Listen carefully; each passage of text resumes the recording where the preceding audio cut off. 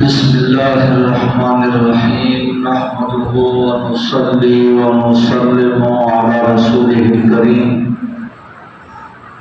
اللهم صل على سيدنا ومولانا محمد عبدك ورسولك وصل على المؤمنين والمؤمنات والمسلمين والمسلمات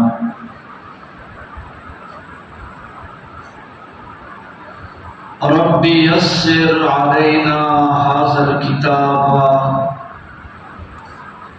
ربي يسر علينا ولا تعسره علينا وتممه بالخير وتممه بالخير وتممه بالخير يا فتاح يا فتاح وبك نستعين ربي يسر علينا هذا الكتاب ولا تعسره علينا وتممه بالخير يا فتاح يا فتاح وبك نستعين بسم الله الرحمن الرحيم باب كيف كان بدء الوحي إلى رسول الله صلى الله عليه وسلم وقول الله عز وجل إنا أوحينا إليك كما أوحينا إلى نوح والنبيين من بعده وبالسند المتصل منا إلى الإمام الحمام قدوة علماء الإسلام أمير المؤمنين في الحديث وشيخ الإسلام أبي عبد الله محمد وهو ابن إسماعيل ابن إبراهيم ابن المغيرة ابن البردزبة الجعفي البخاري رحمه الله تعالى رحمة واسعة ونفعنا الله بعلومه آمين قال حدثنا الحميدي قال حدثنا سفيان قال حدثنا يحيى بن سعيد الأنصاري قال أخبرني محمد بن إبراهيم التيمي إنه سمع علقمة بن وقاص الليثي يقول سمعت عمر بن الخطاب رضي الله عنه على المنبر يقول سمعت رسول الله صلى الله عليه وسلم يقول إنما الأعمال بالنيات وإنما لامرئ ما نوى فمن كانت هجرته إلى دنيا يصيبها أو إلى امرأة ينكحها فهجرته إلى ما هاجر إليه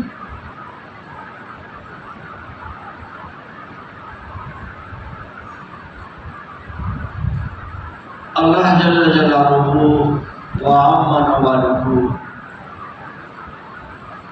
کا انتہائی کرم ہے، اس کا فضل ہے، اس کا احسان ہے، اس کا ہم جتنا شکریہ ادا کریں تو کم ہے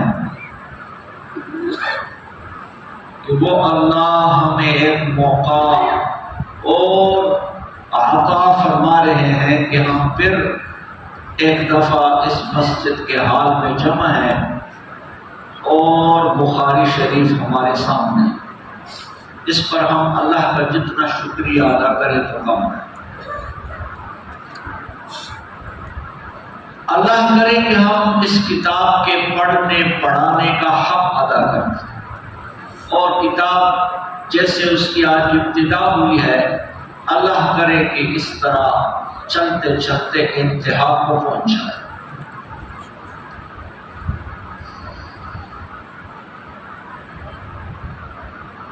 عزیز طلباء کرام،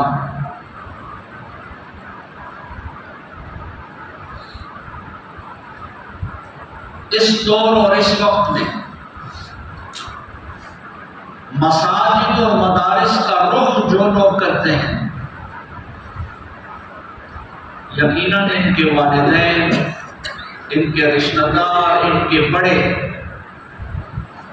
مبارکبادی کے مستحق ہے کہ وہ اپنے بچوں کو اس اسلامی اداروں میں بھیج کر قال اللہ اور قال رسول صلی اللہ علیہ وسلم کے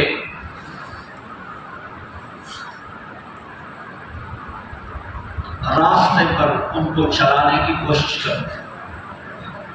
آپ کے والدین کا آپ کے ساتھ، آپ کے بڑوں کا آپ کے ساتھ، آپ کے اساتذہ کرام کا آپ کے ساتھ، آپ کو مشورہ دینے والوں کا آپ کے ساتھ بہت بڑا احسان ہے کہ انہوں نے آپ کو یہ راستہ بتایا۔ اور پھر ان حضرات نے یہ جو راستہ آپ کے لیے پسند کیا، اس پر اللہ انہیں اجر جزیل عطا فرما دے۔ آپ لوگ ہر وقت ان کے لیے دعا گو رہے، اپنے استادوں کے لیے، اپنے شیوخ کے لیے، بزرگوں کے لیے، بڑوں کے لیے ان کے لیے دعائیں کرتے رہے۔ عزیز طلباء کرام، یہ دینی مدارس اور یہ مساجد، اس میں آپ یہ دوسرے جگہوں سے ممتاز جگہ، الگ الگ جگہ، یہ شعائر اللہ میں ہیں، شعائر اللہ۔ وَمَن يُعَظِّمْ شعائر اللہ ہے۔ اگلی آیت پڑھو نا، اگلا جملہ پڑھو نا، بِالتَّقْوَى الْقُلُوبُ۔ شعائر اللہ کی تعظیم کرنے سے انسان کے دل میں تقویٰ پیدا ہوتا ہے، اور یہ تقویٰ کی نشانی ہوتی ہے جو شعائر اللہ کی تعظیم کریں۔ تو آپ مدارس کی تعظیم کریں گے، اپنے دینی درسگاہوں کی تعظیم کریں گے، اپنے مسجدوں کی تعظیم کریں گے، اپنے استادوں کی تعظیم کریں گے، یہ نشانی ہوگی کہ آپ کے دل میں اللہ نے تقویٰ ڈال دیا ہے، آپ کے اندر تقویٰ موجود ہے۔ اگر ایک شعائر اللہ کی تعظیم نہ ہو، مدارس میں رہ کر مدرسے کا حق ادا نہ کیا جائے، مسجد میں رہ کر مسجد کی تعظیم نہ کی جائے، آج اگر ہم مدرسے اور مسجد کے اندر رہے اور پابندی سے رہے، پاک پرہیز سے رہے، مسجد کا احترام کریں، کتابوں کا اپنا احترام کریں، اپنے استادوں کا احترام کریں، اپنے علمی جہاں سے آپ علوم دینیہ حاصل کر رہے ہیں، چاہیے یہ کہ اس ادارے کے در و دیوار سے آپ کی محبت، وہاں کے خادموں سے آپ کو محبت،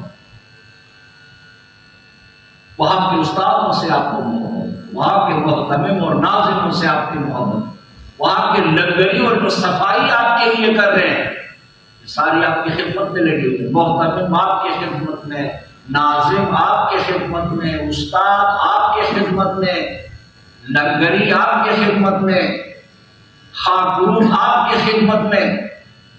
تو جو بندہ آپ کی خدمت کرتا رہے، چاہیے کہ آپ ان سے محبت کریں، ان کا شکریہ ادا کریں، چاہے وہ ادنا سے ادنا خادم کیوں ہو۔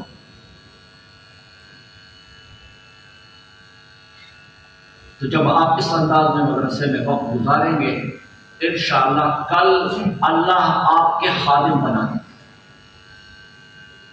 پہلے دور سے بھی آپ کی خدمت ہو رہی ہے، اور بعد میں اللہ آپ کے لیے اور خادم، آپ کے شاگرد پیدا کر دیں گے، آپ کی مقتدی پیدا کر دیں گے، آپ سے دین کا کام اللہ لے۔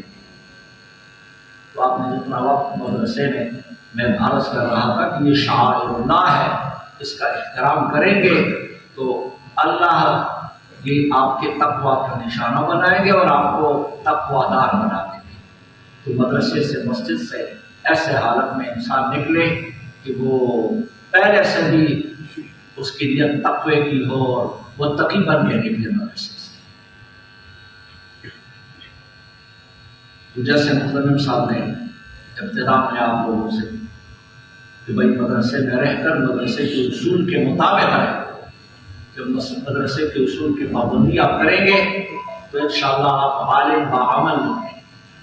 اور مدرسے کے اصول کے پابندی نہ ہو، استادوں کا احترام نہ ہو، کتابوں کا نہ ہو، مدرسے اور مسجد کا احترام نہ ہو، تو پھر آپ جیسے آئے ہیں اس سے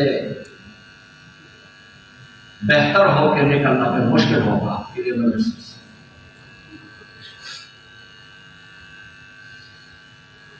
امام بخاری رحمہ اللہ کی یہ کتاب، اس کو اصح کتاب بعد تنزیل ربنا، اصح کتاب بعد تنزیل ربنا صحیح البخاری ثم یتلوہ مسلم. اللہ کی کتاب کے بعد سب سے اصح کتاب اگر ہے تو وہ بخاری شریف. علماء فرماتے ہیں مسلم شریف کی صحت بخاری سے کم نہیں ہے. مسلم شریف کی صحت بخاری سے کم نہیں، لیکن ساری دنیا کی زبانوں پر یہی ایک بات جاری ہے کہ اصح کتاب بعد تنزیل ربنا صحیح البخاری ثم یتلوہ مسلم. بھائی بخاری کا پہلا نمبر، حدیث میں بخاری کا پہلا نمبر. یہ پہلا نمبر اس کو کیوں ملا؟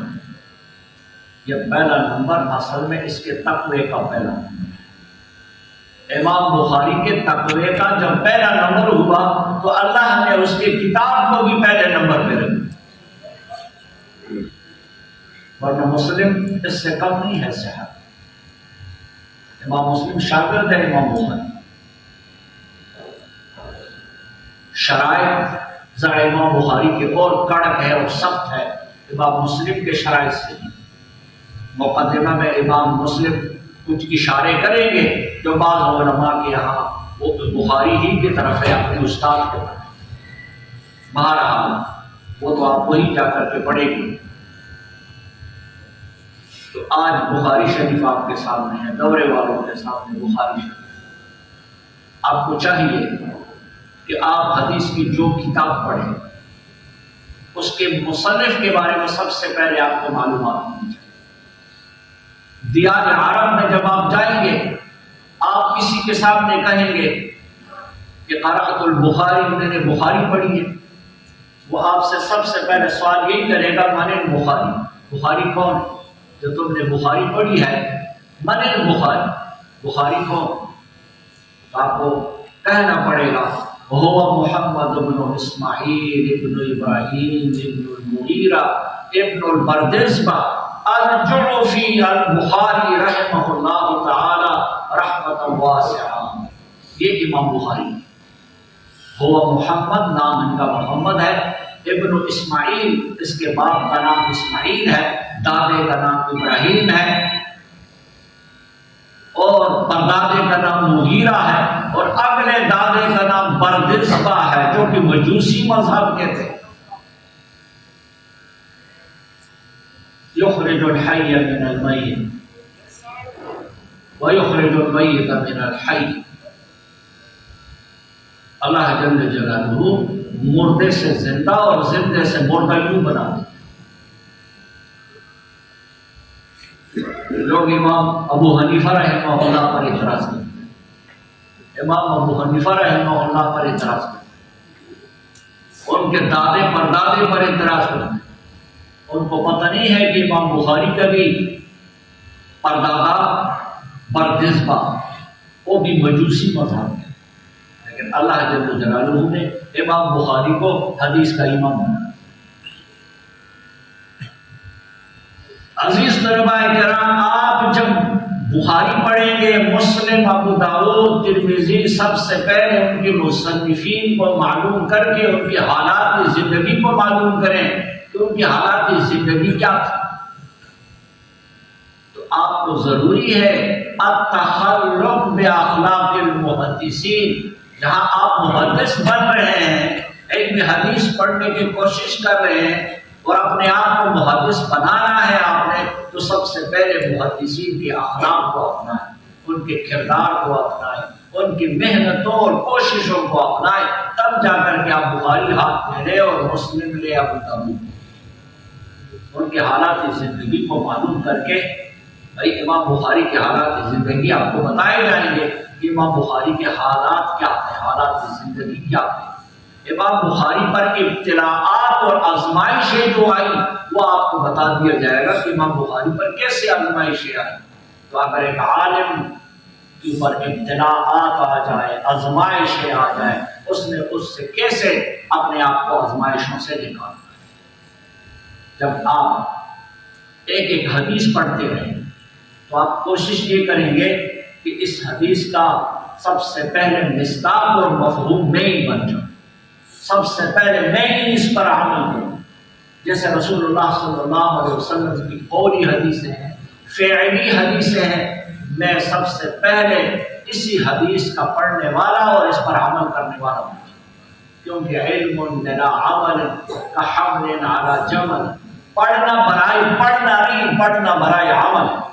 ہم اس نیت سے پڑھیں کہ میں اس پر عمل بھی کروں، آج سے عزم مصمم کر لیں، پکا ارادہ کر لیں کہ احادیث رسول صلی اللہ علیہ وسلم میں نے جو پڑھنا ہے اس پر میں نے سب سے پہلے خود عمل کرنا، اور پھر دوسرے لوگوں کو اس کی واعظ و نصیحت اور تبلیغ بھی میں نے کرنا۔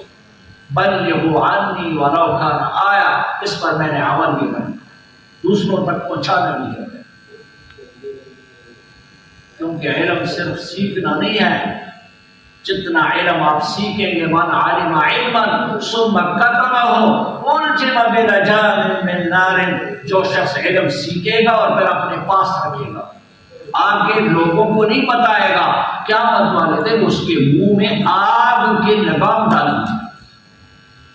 من علم علما ثم کتمہ، اور آپ لوگوں نے طالب بننا ہے، طالب، لیکن کون سا طالب بننا ہے؟ دوسرا طالب نہیں، آئی سمجھ میں، طالب بننا ہے، کیونکہ اگر بے طلبوں کو علم سکھانا منع ہے، بے طلبوں کو علم سکھانا منع ہے، واسع العلم عند غیر اہلہ، آپ نے گزشتہ سال مشکات میں روایت پڑھی، واسع العلم عند غیر اہلہ کمقلد الخنازیر اللؤلؤ والجوہر، بے طلبوں کو علم سکھانا، نااہلوں کو علم سکھانا، نہ پڑھنے والوں کو پڑھانا، اس کی مثال تو ایسی رسول اللہ صلی اللہ علیہ وسلم نے دی ہے کہ مقلد الخنازیر اللؤلؤ والجوہر، جیسے خنزیر کے گلے میں کوئی شخص سونے موتیوں کا ہار پہنے، جواہر کا ہار پہنے۔ جتنے قربا مجلس میں بیٹھے ہوئے ہیں، عزم مصمم کرنے کہ ہم نے واقعی علم کا طالب بننا ہے، طلب کرنا ہے۔ دنیا کے لیے ہم نے علم نہیں پڑھنا، دنیا کے نام ناموس کے لیے ہم نے علم نہیں پڑھنا، بلکہ صرف اور صرف اللہ کے رضا کے لیے پڑھنا۔ جب ایسے علم سیکھنے کے طلب میں آپ نکلیں گے پھر رسول اللہ کی دعائیں آپ کے ساتھ۔ کون سی دعا؟ جو رسول اللہ نے دعا دی، نصر اللہ عمران، یہ بھی روایت آپ نے مشکات میں پڑھی، نصر اللہ ذات کے ساتھ، نصر اللہ عمران سمع مقالتی فوعاها وأداها فرب مبلغ اوعى له من سامع۔ اللہ اس شخص کو تر و تازہ ہے، کس نے دعا دی؟ محمد رسول اللہ صلی اللہ علیہ وسلم نے دعا دی، نصر اللہ عمران، اللہ تر و تازہ رکھے ان لوگوں کو سمع مقالتی جو میری حدیثوں کو سنے، فوعاها اس کو یاد کرنے، فوعاها اس کو یاد کرنے، یعنی کہ ایک کان سے سن لیا اور دوسرے سے نکال۔ آفت العلم النسیان، علم کی آفت نسیان ہے، بھول ہے، بھولنا نہیں ہے، یاد کرنا ہے۔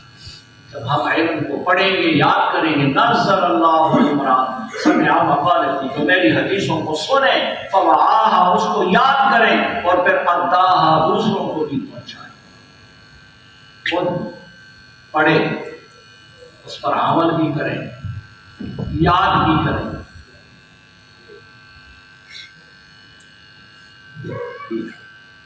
فرمایا جب ایسا کریں گے فرب مبلغ او عالم لسان، بسا اوقات آپ کے شاگرد کو بات یاد رہے گی، آپ بے شک خود بھول بھی جائیں گے لیکن اس کو یاد نہیں۔ استاد بے شک خود بھول بھی جائیں گے لیکن جس کو آگے حدیث سنائی ہے اس کو وہ حدیث یاد ہے۔ اس طرح وہ حدیث یاد ہوتی جائے گی۔ ہمارے محلے میں ایک شخص سے درس سنتا ہے عشاء کو، نیند پاگل، پورا دماغ اس کا درست نہیں ہے، آدھا ٹھیک آدھا، ایک بات صحیح کرے گا تو دوسرا۔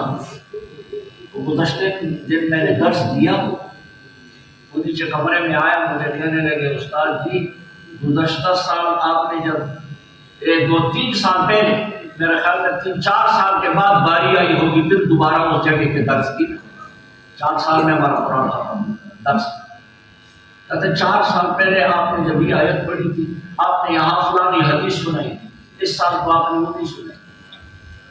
میں حیران رہ گیا کہ اس مبہوت الحواس کو دیکھو کہ 4 سال پہلے کی بات اس کو یاد ہے کہ یہ جگہ جو آپ نے قرآن کی آیت پڑھی تھی تو اس پر آپ نے فلانی حدیث بھی سنائی تھی، تو اس سال آپ نے وہ حدیث نہیں سنائی۔ یقیناً مجھے یاد آ گیا کہ میں نے واقعی وہ حدیث 4 سال پہلے اس جگہ پر سنائی تھی، اور اس دفعہ 4 سال کے بعد جب وہ جگہ میں تمہارے ذہن میں نہیں رہی وہ حدیث، لیکن اس کو بات یاد فرب مبلغ او عالم انسان، فرب مبلغ بسا اوقات وہ شخص جس کو بات پہنچائی جائے، او عالم اس بات کو زیادہ محفوظ رکھتا ہے، زیادہ یاد رکھتا ہے میرے سامنے سننے والا۔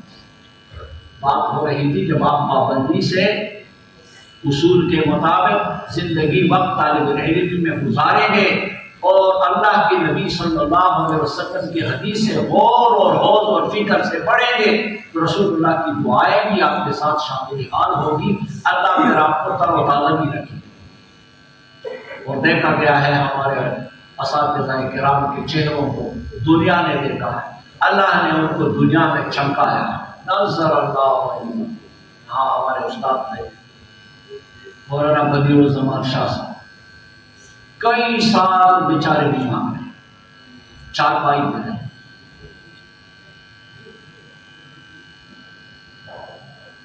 اور ایک دن ناظم صاحب میں 2-4 ساتھیوں دیوار کرسی کے لیے گئے، 2-3 سال کی بیماری چارپائی پر گزارنے کے باوجود بھی چہرہ ایسے چمک رہا تھا جیسے کہ بنا۔ تو اس وقت میرے ذہن میں آیا کہ واقعی رسول اللہ کی دعا لگ گئی ہے، نظر اللہ عمران سمع مقالتی فوعاها وقدرها، اور پھر وفات کے بعد ان کا چہرہ بھی دیکھنے کا آیا، جنہوں نے دیکھا حیران رہ گئے کہ اتنے سال بیماری گزارنے کے باوجود اللہ کے فضل و کرم سے چہرہ کیسے چمکا رہا۔ یہ رسول اللہ کی دعائیں ہیں علماء کی نہیں۔ جب آپ اس انداز سے پڑھیں گے تو رسول اللہ کی دعائیں آپ کے ساتھ شامل حال ہیں۔ رسول اللہ صلی اللہ علیہ وسلم، حضرت ابن عباس کی بات ہے، خرج رسول اللہ صلی اللہ علیہ وسلم فقال اللہم ارحم خلفائی، رسول اللہ اپنے گھر سے باہر تشریف لائے، زبان مبارک پہ یہ جملہ جاری ہوا، اللہم ارحم خلفائی، یا اللہ میرے خلفاء پہ رحم کر، میرے جو جانشین ہیں، میرے جو خلیفہ ہیں، اللہ ان پہ رحم کر دے۔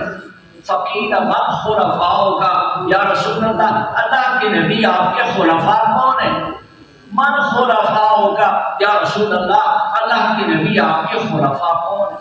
فرمایا الذین یرون حدیثی من بعدی، میرے خلفاء وہ ہیں جو میرے بعد میری حدیثوں کی روایت کرتے، میری حدیثوں کو سناتے ہیں، میری حدیثوں کے راویوں کو ایک ایک راوی حدثنی فلان قال حدثنی فلان قال حدثنی فلان قال رسول اللہ صلی اللہ علیہ وسلم، جو میری حدیثوں کو محفوظ رکھتے ہیں، ان کی روایت کرتے ہیں، وہ میرے خلفاء ہیں، وہ میرے جانشین ہیں۔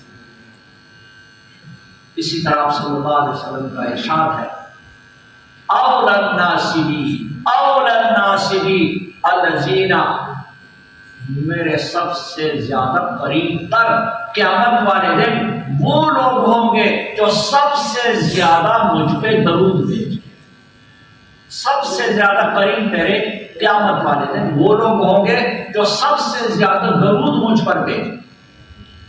یقیناً جو دور حدیث کے طلباء ہوں گے اور وہ ایک ایک حدیث صرف بخاری کے اندر 9082 حدیثیں جب پڑھیں گے آپ، صرف بخاری کے اندر 9082 حدیثیں جب آپ پڑھیں گے، اسی طرح مسلم، ابو داؤد، ترمذی، دیگر حدیث کی کتابیں، اور ہر حدیث میں قال رسول اللہ صلی اللہ، سمعت رسول اللہ صلی اللہ، فعل رسول اللہ، رسول اللہ کا نام تو ہر حدیث میں آتا ہے. راوی حدیث رسول اللہ کا نام ذکر نہیں کریں گے، قال رسول اللہ نہیں کریں. جب رسول کا نام آئے گا تو آپ کیا کہیں گے؟ صلی اللہ علیہ وسلم، صلی اللہ علیہ وسلم. تو جب ایک ایک حدیث پر جب روزانہ آپ 10، 15، 20، 100، 200، 400، 500 اور 1000 ایسے دور بھی آئے گا کہ آپ ہزار حدیثیں روزانہ پڑھتے رہیں. سال کے آخر میں ہزار حدیثیں روزانہ.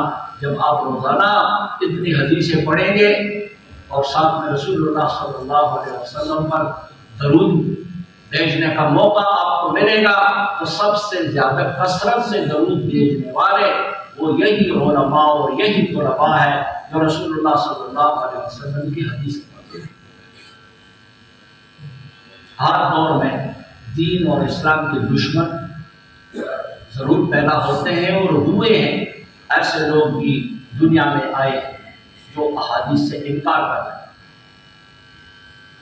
اور اس کا فتنہ سب سے پہلے معتزلہ فرقہ نے اس کی بنیاد رکھی کہ انکاری حدیث، خاص کر ابو علی جبئی، اس نے اس چیز کی بنیاد رکھی ہے کہ انکاری حدیث کا.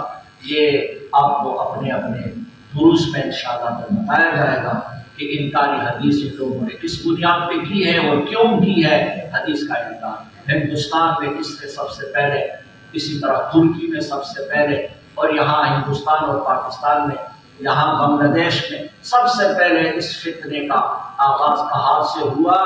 اور ان لوگوں کے جواب میں علماء حق نے پھر کیسے اس بات کی کہ حدیث کا سلسلہ اور اس کی جمع کرنے کا سلسلہ اور رسول اللہ صلی اللہ علیہ وسلم کے دور سے ہی شروع ہو چکا تھا اور یہ سلسلہ جاری اور ساری تھا.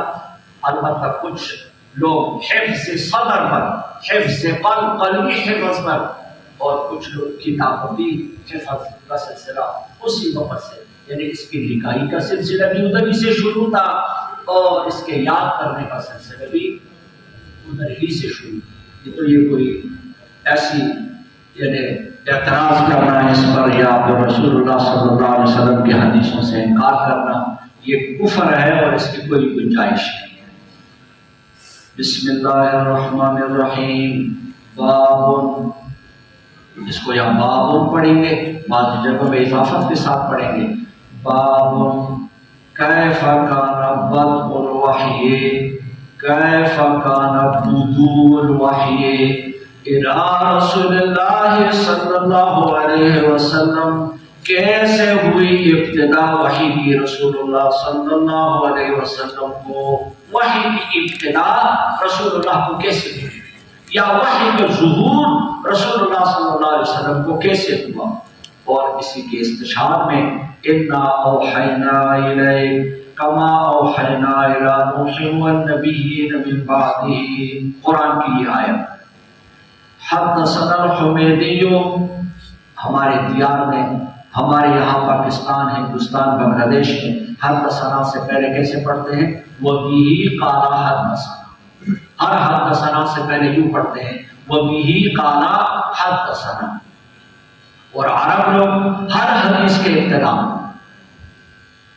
حدثنا محمد بن اسماعیل پورا سند پر ان کا ذکر کریں گے.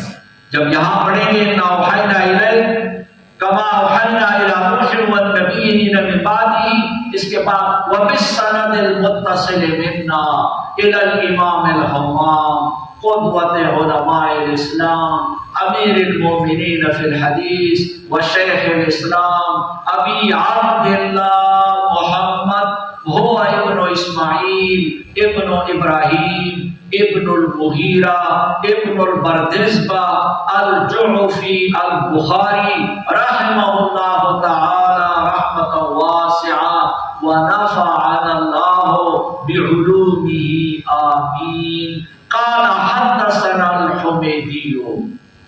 شاید اس کی وجہ یہ ہے کہ ہم لوگوں کو جلدی ہوتی اور ان کو جلدی کوئی نہیں ہوتی، وہ بڑے آرام سے، چونکہ یہاں کو ختم کرنا بھی ضروری ہے۔ جیسے آج محتمم صاحب نے کہہ دیا کہ بھائی کتابیں کئی ساتھیوں کی مکمل نہیں۔ ہمارے دور میں یہ تو آپ وفاق والوں نے ختم کا رواج رکھا ہے۔ اب جس چیز کو بدعت کہتے ہیں یہ خود وہ ختم کے قائل تھے کہ بھائی ہر کتاب کو ختم کیا جائے، ہر کتاب کو۔ ہمارے دور میں کتاب ختم نہیں ہوتی، کتاب کا ایک حصہ پڑھایا جاتا تھا، طلباء کو اس کا اجرا کرایا جاتا تھا، طریقہ کار کہ بھائی اس کتاب کو یوں پڑھانا، اس کتاب کو اس انداز سے پڑھانا۔ وہ استاد انداز بتا دیتے تھے، بھائی فلانی کتاب کا انداز یہ ہے پڑھانا، فلانے کا انداز یہ ہے پڑھانا۔ طلباء بھی الحمدللہ سمجھدار طلباء، اس وقت یہ نگران نہیں تھے جو آج کل ڈنڈا لے کے آپ کے پیچھے پھرتے ہیں کہ بھائی تم نماز پڑھو۔ بھائی طالب علم ہو اور نماز نہ پڑھے، طالب علم ہو اور تکرار نہ کرے، طالب علم ہو اور مطالعہ نہ کرے، خود مطالعہ، خود تکرار، خود حاضری۔ میں آپ کو بتاؤں 11 سال میں نے ٹوٹل پڑھا ہے، ابتدا سے لے کے آخر تک 11 سال۔ 11 سال میں واللہ مجھے یاد نہیں ہے مجھے کہ میں نے کبھی غیر حاضری کی، کوئی غیر حاضری نہیں۔ سر میں شدید درد ہوتا تھا، بس آپ اس ساتھی رومال لے کے 2 ساتھی اس کو کھینچ کر زور سے باندھ دیتے سر، جیسے پٹتا ہو سر درد سے، پھر بھی جا کے کلاس میں بیٹھنا ہے۔ کلاس میں کیسے نہ بیٹھے، شدید بخار، یہاں تک کہ ایک دفعہ میں کلاس میں جاتے جاتے مسجد میں گر گیا، خش بیہوشی کا، لیکن اٹھ کے مجھے خوب یاد ہے کہ میں سیدھا کلاس میں جا کے بیٹھ گیا، نہیں کہ وہاں سے واپس کمرے چلا گیا کہ طبیعت خراب ہے اب لیٹ جاؤ۔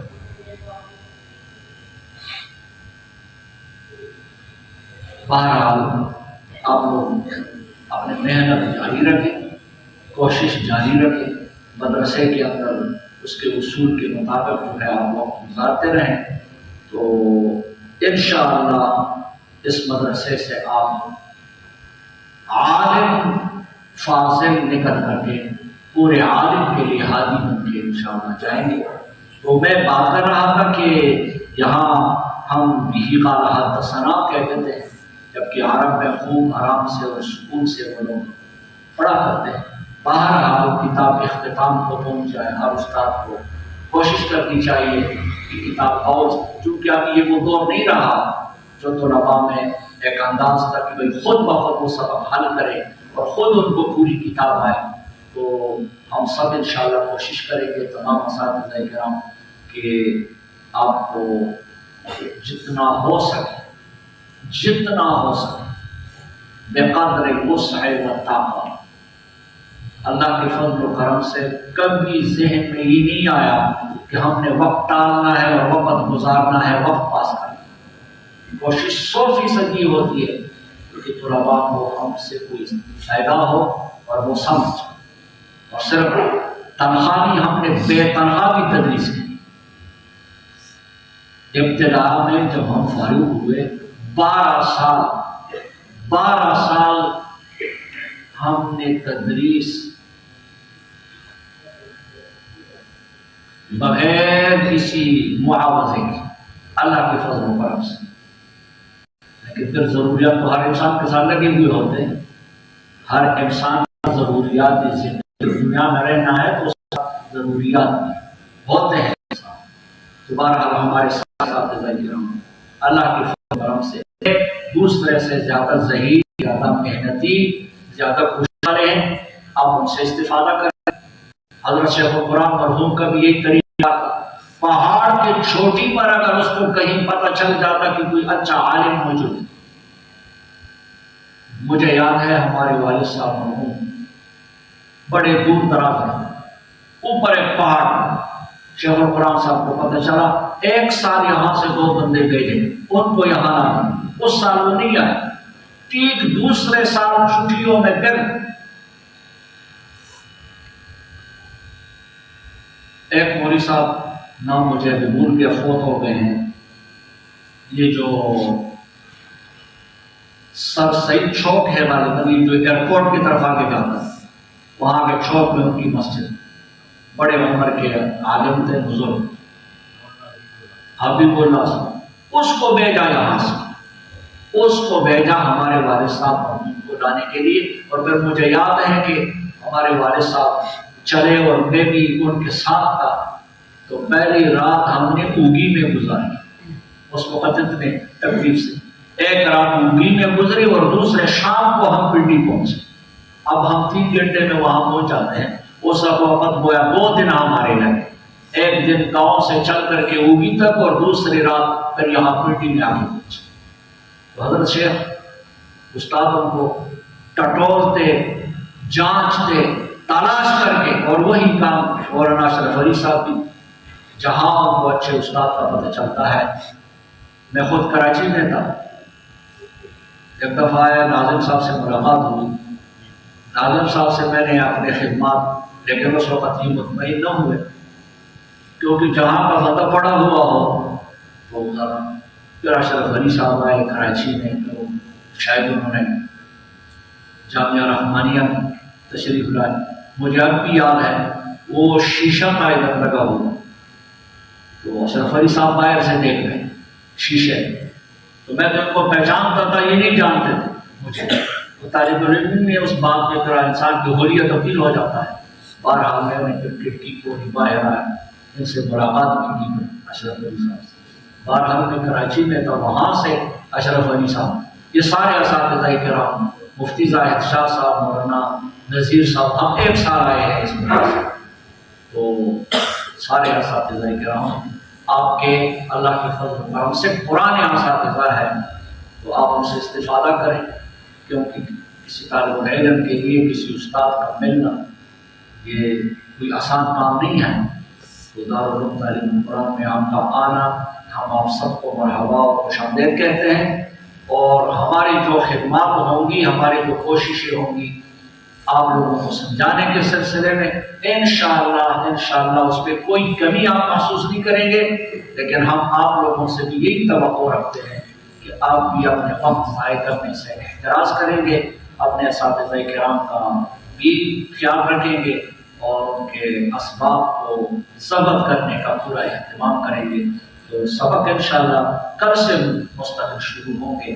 اللہ مجھے اور آپ سب کو علم کے خادم بنائے، اور اللہ ہمارا حشر بھی قیامت والے دن انبیاء، صلحاء اور اللہ کے جو نیک بندے ہیں، اللہ کرے کہ انہی کی اور ان کی جماعت میں علماء کے ساتھ، کیونکہ رسول اللہ صلی اللہ علیہ وسلم کا ارشاد ہے، من حفظ علی امتی 40 حدیثیں جو شخص یاد کرے گا، اس کا حفظ کرے گا، تو 40 جس کو کہتے ہیں علماء نے جو لکھا ہے، تو قیامت والے دن ان کے حشر میرے ساتھ ہوگی۔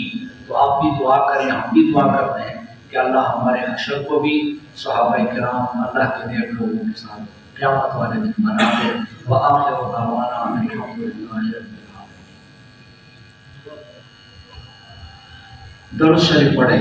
اللہم صل علی سیدنا و مولانا محمد عبدک و رسولک، وصل علی المؤمنین والمؤمنات والمسلمین والمسلمات، یا اللہ یا حی یا قیوم یا ذا الجلال والاکرام، یا الہنا و الہ کل شیء الہ واحد، لا الہ الا انت الميسر لكل عسير، انت الميسر لكل عسير، انت الميسر لكل عسير، وانت على كل شيء قدير۔ اللهم لا مانع لما اعطيت ولا معطي لما منعت ولا ينفع ذا الجد منك الجد. اللهم يا قاضي الحاجات يا مجيب الدعوات اللهم اقض حاجاتنا وامن روحاتنا. اللهم انك عفو كريم تحب العفو فاعف عنا يا كريم فاعف عنا يا كريم فاعف عنا يا كريم. اللهم ان قلوبنا ونواسينا بيديك. اللهم ان قلوبنا ونواسينا بيديك فاصرفها الى طاعتك فاصرفها الى طاعتك فاصرفها الى طاعتك فاصرفها الى طاعتك فاصرفها الى طاعتك. يا مثبت القلوب ثبت قلوبنا على دينك. يا مصرف القلوب صرف قلوبنا الى طاعتك. الهنا الهنا الهنا الهنا الهنا لا تكلنا الى انفسنا طرفة عين لا تكلنا الى انفسنا طرفة عين لا تكلنا الى انفسنا طرفة عين. اللهم انك عفو كريم تحب العفو فاعف عنا يا كريم فاعف عنا يا كريم فاعف عنا يا كریم.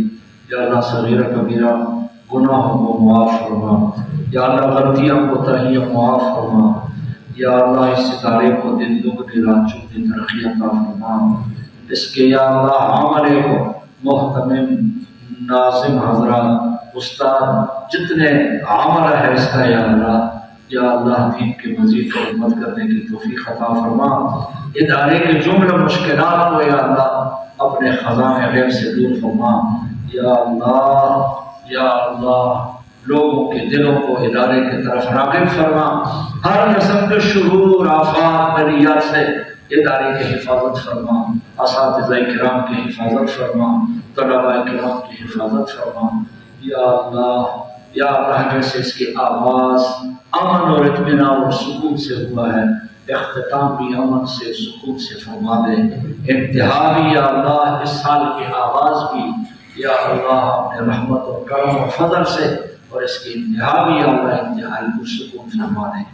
الہ العالمین اس ادارے کے بانی حضرت شیخ القرآن مرحوم ان کے بیٹے جو وفات پا چکے ہیں ان کے پوتے جو شہید ہو چکے ہیں ان کی بیٹیاں اور ان کے خاندان کے افراد جو وفات پا چکے ہیں یا اللہ سب کو جنت الفردوس میں اعلیٰ مقام عطا فرما دے.